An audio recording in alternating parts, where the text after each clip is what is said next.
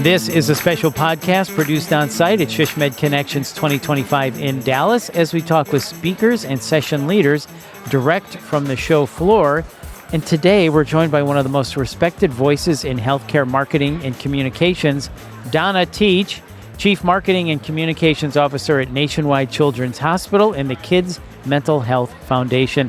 And Donna is the recipient of SHSMD's 2025 Leadership Excellence Award. Donna, welcome. Oh, thanks, Bill. It's great to be here with you. Yeah, it's great to see you, and congratulations on the award. Thank you. Very well deserved. It's been a very humbling day. Thank you. We're going to honor you, and I know it's been humbling. We're going to continue to honor you today. I love it. So again, congratulations on this great honor. So let's start here. What does receiving the SHSMD Leadership Excellence Award mean to you personally and professionally after nearly 30 years at Nationwide Children's? I think I've just been walking around with such a warm feeling today, and when I got the news from SHSMD and knowing the folks that put the effort into this nomination process and to read the nomination, but more importantly, it just is kind of a capstone. It brings together 30 years of just amazing memories here with SHSMD, and most importantly, all the wonderful people I've met along the way on the journey. It's just great to be here at the conference and just reconnecting with everyone, and it's just been a wonderful, wonderful day. I'm very honored. Yeah, well, you're obviously very good at what you do. 30 years at one healthcare organization, that alone is quite an accomplishment. I am a proud career monogamist. I love it. And I know Nationwide Children's feels the same way, I'm sure. So throughout your career, you've led transformative initiatives that have shaped how people view Nationwide Children's, from branding to community engagement. What guiding principles have shaped your approach to leadership and communication over the years? Yeah, I think it's a head and a heart kind of thing for me. I think anyone who comes into this profession, and these are the kind of people we're looking for, you do come in with your whole heart. And I take very seriously that every dollar that is spent on what we do as strategy professionals, in my case, Marcom, is dollars that don't go into direct patient care. So that leads to the head part, which is ensuring that everything that we do is grounded towards helping our organization achieve its mission, achieve its strategic plan. And in my case, I think one of the keys to our success at Nationwide Children's Hospital has been we're guided by a very strong strategic plan and a very unified leadership team. So I feel like I am very well supported, and I can create very clear line of sight between where my team is spending those precious dollars towards the strategic initiatives of the hospital. So do you think that the strategic plan really has guided you through these past 30 years? It sounds like you're making a case for having a strong strategic plan. You know, people laugh at me, Bill, but I say goals are sexy. Goals are sexy. I think it never feels good to be in a firefighting mode all the time where you're not really sure what's guiding your work of the day except for what fires you're putting out, what you're trying to be responsive to. I think it's very empowering, at least for me, and I feel like for my team, when you can be guided by something that you feel like you have line of sight to and you're contributing towards.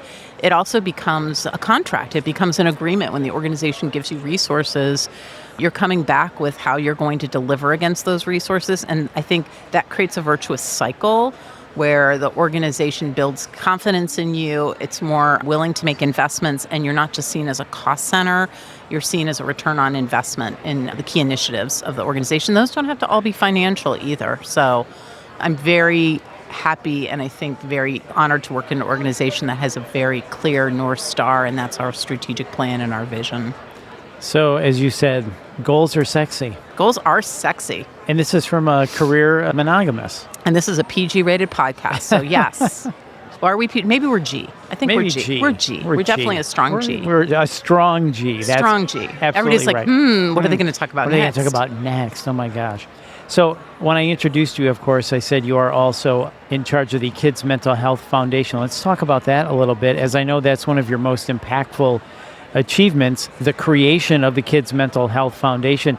Can you share how that idea came to life and how it has managed to reach more than get ready for it, 24 million 24 million. parents, teachers, and providers since its founding. Yes, and I first want to say Kids Mental Health Foundation has been a group effort. I was thankfully one of the OGs, one of the original organizers of the movement, but this baby has been raised by a very, very dedicated tribe, of which I'm one proud member. I'm very honored to represent the marketing and communications, kind of help this, but it's been a very strong partnership with our clinical team. The Kids Mental Health Foundation was really born out of a need. We're the largest provider. Nationwide Children's Hospital is the largest provider of behavioral health services to children in the country based on our volumes. And when we were expanding our program, we started this back in 2014, 2015. Our board had the foresight to say, kids' mental health is going to be a crisis. Long before the Surgeon General had identified it as a public health issue, we knew there was a huge need. And so we were significantly expanding our programs, building a huge behavioral health pavilion in the center of our campus, which I'm very proud. It's in the center of our clinical campus. And we were looking for a movement that we could partner with that was really focused on this idea of breaking stigmas around kids' mental health, and also that there should be no difference between a child's mental health and their physical health. And that began a journey. We started as a campaign to break stigmas as the On Our Sleeves movement. We launched in 2018. Okay. And then this thing called the pandemic happened. Ah, yes. Remember that thing? Oh, yes. And yes. The need escalated. I think homeschooling was a tipping point for parents. Kids' mental health really was started to be clearly identified as a crisis. And parents and teachers and coaches, they were all looking for ways that we could work upstream to really start to treat kids' mental wellness and their physical health as the same thing. And so that's where we've really come in. Our mission is to deliver free evidence-informed behavioral health resources, as you said, to parents, teachers, coaches.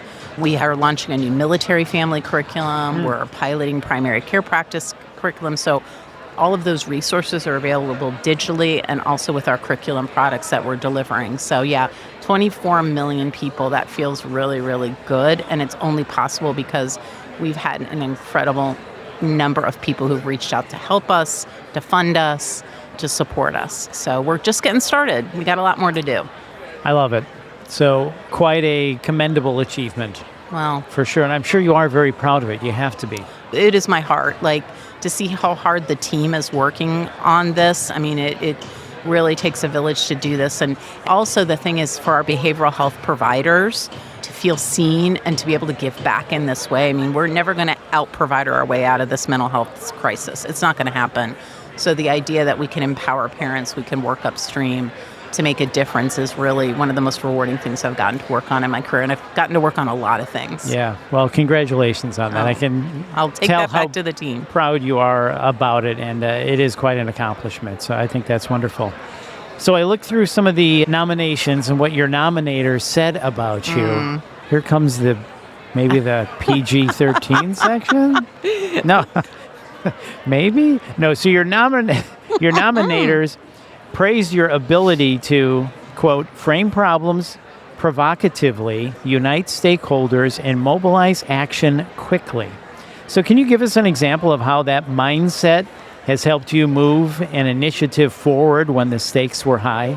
Yeah, I think the times we're living in right now, too, whether you look at managing the pandemic or working through the current climate and the headwinds we're facing, I think it's the idea that you can assemble the right team and give that team a clear vision and not let yourself be overwhelmed. My CEO gives this, he's one of the best leaders to work with in any kind of complex or challenging situation because he doesn't try to boil the ocean.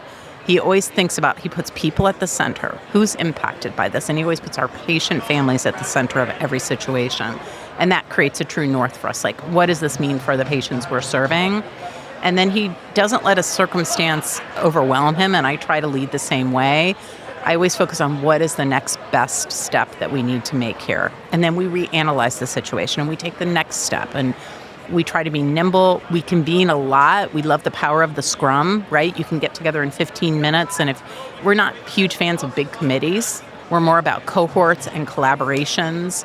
And I really like that when you're in the weeds on something, to focus on that clear next digestible bite And again, not let the situation overwhelm you, and always look at things from, number one, doing the right thing. Our values guide us very clearly at Nationwide Children's, putting patients at the center. And that's helped us navigate through some pretty tricky situations just by keeping those things in front of us. And then I think just really being smart and nimble when we manage things.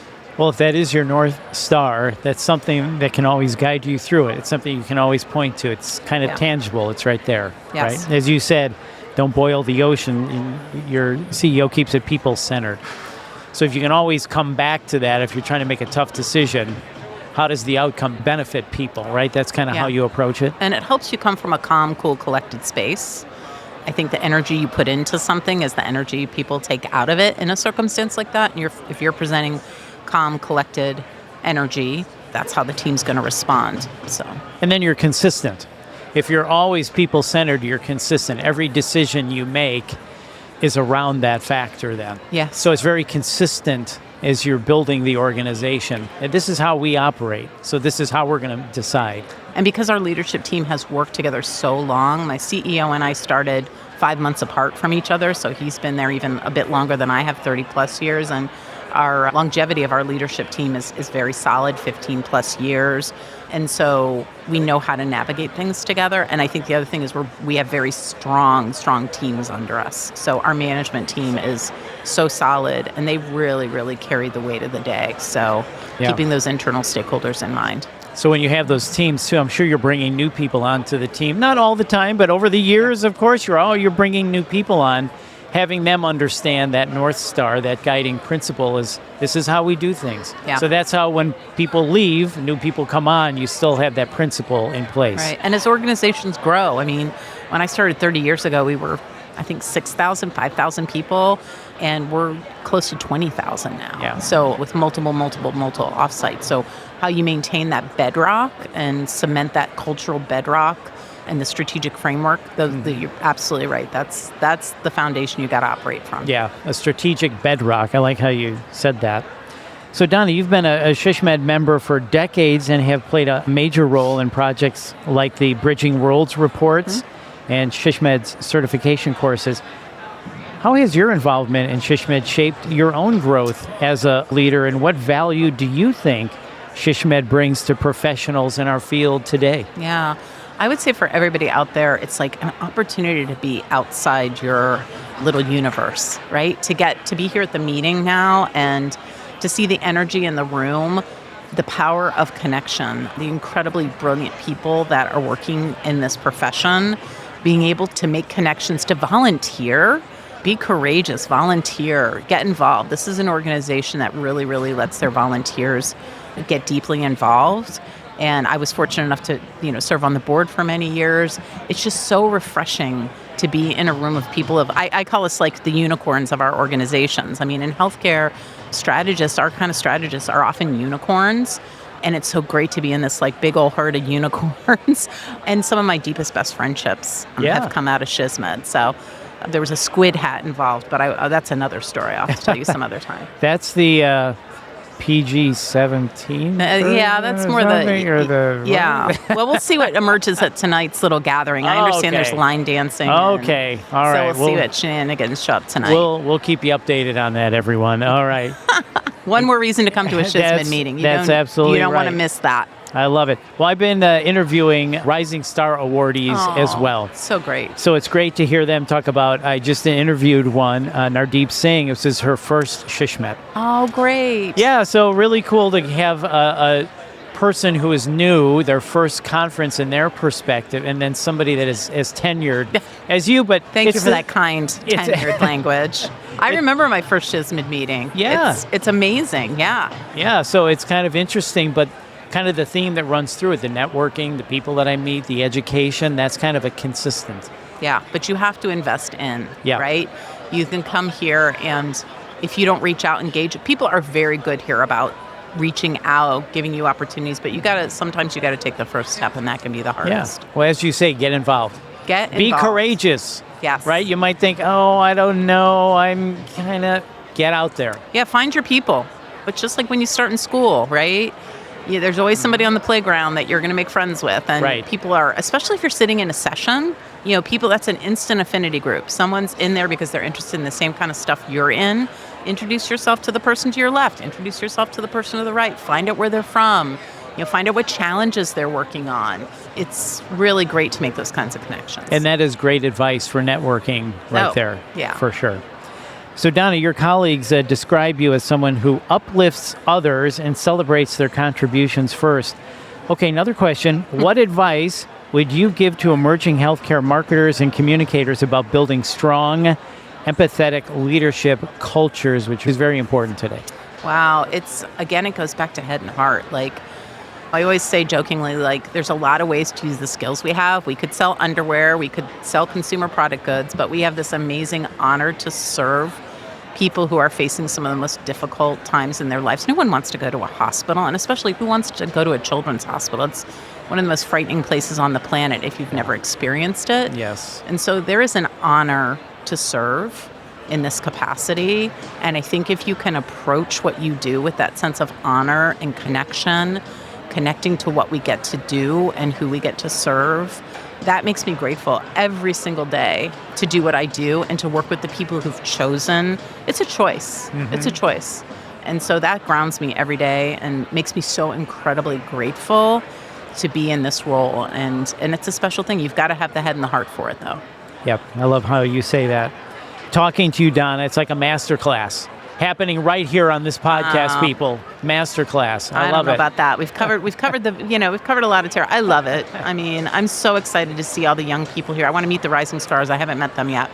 But thank you, and thank you for being here. Oh, well, of course. I love being here. Yeah. It's probably my favorite conference. I go to a lot of it. It's my favorite. It's a good one. It's the best. It is a good one. Okay, last question for you. Any final thoughts? Anything you want to add overlooking your career in this award? Final thoughts.